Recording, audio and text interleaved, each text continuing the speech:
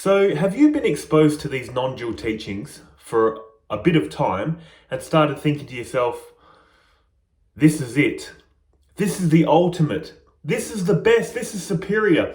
Everything under this is incorrect.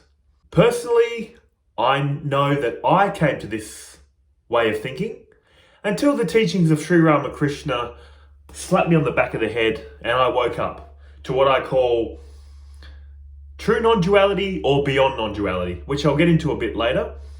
But firstly, this word Hinduism, if you're not very familiar with it, you think it's very religious.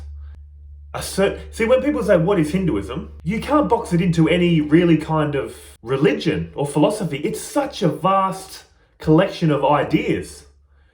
It goes from one extreme, materialism, to the other extreme, non-duality. And what do I mean by materialism? Weren't the ancient people, back in the day, thousands of years ago, all religious, worshipping a god? No. Look at this ancient Hindu philosophy, the Charvakas, which I'll put up here. It just boggles my mind when I read this. Because I thought materialism was like a modern thing that we Western, logical, rational, scientific-minded people follow. But I'm going to put some screenshots up here, which I'll read from here. I'm only going to brush over it a bit, just to get you the vibe of what these Charvakas believed in. The Charvaka school of philosophy had a variety of atheistic and materialistic beliefs. How are a lot of people these days? Materialistic and atheistic. Let's look at their ethics. They emphasized the individual needs ends over others. They promoted feeling good, pleasure, hedonism. They maintained that the individual should prioritize their own interests and only benefit society if it served them. Let's look at this one. Charvakas rejected the needs for ethics or morals and suggested, while life remains, let man live happily, let him feed on ghee, even though he runs into debt.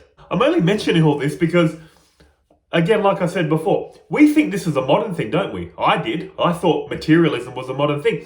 But these ancient Hindus, some of them were living like this. Have fun, party, get into debt. Who's going to pay off the debt? Who cares? We're going to die anyway. There is no consequences. We're just a material body. There's no afterlife. Blew my mind when I found out about this. I just thought Hinduism was all religious practice. But the only reason I mention them is look at the extremes of Hinduism. The Charvakas to the non-dualists and everything in between. And that's what this video is about. Is non-duality the ultimate? Is it superior? I thought it was. I thought I'm finally at the final understanding. But I was wrong. Because in ultimate non-duality, in ultimate truth, there is no levels. There is no higher and lower.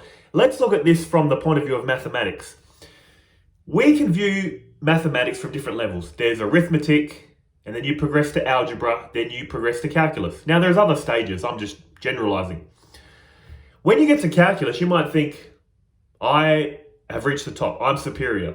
I'm better than these other levels below me. But you need to remember, you can't just jump to calculus, can you? You need a foundation. You need arithmetic to learn algebra. You need algebra to learn calculus. See what I'm saying?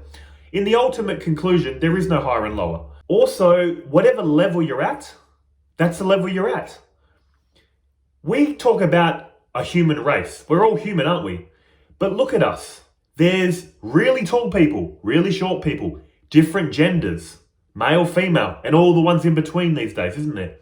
Different skin colors, different preferences for food, different preferences for music. We are so diverse. This is what these ancient Hindus recognized. It's so beautiful. They didn't box you into one idea. You know what religion is? Western religion? It's like saying, let's put it into shoe sizes. It's like saying this religion is shoe size 10. Now take this shoe size 10 and everyone has to put on this shoe. What's going to happen? Imagine a country with 20 million people, like Australia or whatever. Just imagine a group of people all subscribe to the one religion, the one shoe size. What's going to happen? The size 10 shoe is going to fit some people perfectly. They're going to go, this shoe fits. This religion makes sense. This religion works for me. What about people with a bigger foot? They might get it in It might fit, but it's going to be slightly uncomfortable. What about people with a really small foot?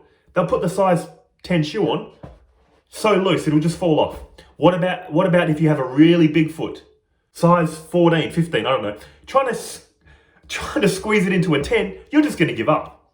You're not even going to try to put it on. The only reason I'm mentioning this is Western religion is very restrictive. It boxes a large group of people with so many different opinions, preferences, stages of life, and they're trying to squeeze them into one way of viewing reality. Hinduism went from, look what I mentioned earlier, Charvakas, materialist, have fun, party, what we do in the West now, who cares? That was Hinduism. From that extreme to non-duality.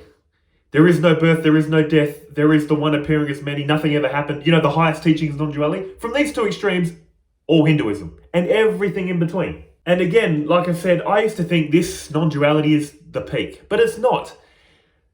It's just another way of viewing this unspeakable, unfathomable reality. There's a story in the Ramayana between Hanuman and Rama, the seventh incarnation of Vishnu.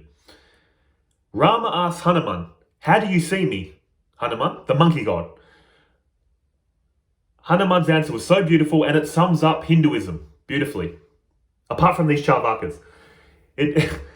He said to Rama, "When I identify as a body, I am the servant, you are the master. When I identify as the Atman, the soul, you are the whole, I'm a part. When I identify as Brahman, my true self, me and you are one." See how this reply encompasses all the views in Hinduism. Who's right? Who's wrong? No one's right and no one's wrong. Whatever you identify with, whatever your preference is correct for you. Another way to look at this. The ocean. What's the dualistic way of this ocean example? God is the ocean, and waves appear in the ocean and disappear back into the ocean. The ocean and waves are separate. This is what dualistic religion teaches. I'm separate, God's separate, I serve a God. There's ocean, there's waves. They're not the same thing. What does qualified non-dualism preach? Qualified non-dualism says, God is the whole, we are parts. If you add up all the parts of this reality, it equates to God. God is the sum total of all the parts. I'm just a part, and God is the whole. So you're one with God, but still separate. That would be like, in this ocean example, saying that the ocean is the sum total of all waves. No wave is the ocean, but if you add up all the waves, it becomes ocean. What is non-duality saying? What waves? What ocean? It's all water. See what I'm saying? From the point of view of water, there is no ocean and waves. That's what they're saying in non-duality. So who is correct? No one is ultimately correct. It's just whatever point of view you're viewing it from. From one point of view, there's ocean and waves. From another point of view, the ocean is the sum total of all waves. From the other point of view, what waves, what ocean? It's only ever water. It's only ever been water, is water, will ever be water. This is why I feel non-duality leads you down this path of thinking, of modeling reality.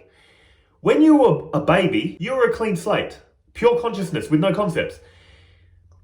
Now, this will just be an example. Imagine if the materialistic concepts were overlaid on top of you as a young child. Then you see reality through that modeling, materialism. Then you might stumble into religion. Then you start modeling reality on, I'm a servant of God. Did you feel it was real when you felt like a materialist? Yes. Do you feel real when you think, I'm a servant, God is the master? Yes. Then you might stumble into qualified non-dualism, which is, yes, I'm a part and God is the whole. Me and God are one, but we're separate. This is qualified non-dualism. If you stumble into that model of reality, is it real or not to you? Yes. If you finally get into non-duality, realizing the essence of me and God are one, there is just the one appearing separate. This reality is just God's infinite being appearing separate. Once that clicks to you, is that reality for you now? Yes, it is real. Here's the trap I fell into though, like I said. I thought this is the final understanding. Everyone that doesn't see this is, they'll get there eventually. I used to preach this non-duality to people that didn't even want to hear it. I guess because I grew up in some call a cult, Jehovah's Witnesses. I was a Jehovah's Witness. we were required to go from door to door and preach Jehovah's Witness. So I guess I had this preaching mindset with non-duality. And I could see it in people's eyes. They didn't get it. They didn't care. And I'm thinking, how can you not see this? Your essence is pure consciousness. I can show you. They didn't even want to hear it. And I thought, well, you'll get it eventually. Then I started reading Sri Ramakrishna. And that, like I said, woke me up. No one's right and no one's wrong. There are no levels. Yeah, we can talk of levels, arithmetic, algebra, calculus, but there aren't ultimately really levels. Calculus needs the levels below it, doesn't it? It all works together beautifully. And again, like I said earlier, we're all unique humans, aren't we? We all have different preferences. We all go through different stages of life. I'm sure you're not the same person and have had the same thoughts throughout your entire life. You're constantly changing, evolving. Any evolution of your mind and view of reality, you always think it's right. You always think it's real. And that's why I say true non-duality or beyond non-duality is realizing we're just trapped in our own concepts. And however our mind models itself, we take it to be real. But the trap we fall into is thinking, my model of reality right now is real, everyone else is ridiculous. You're still trapped in a concept.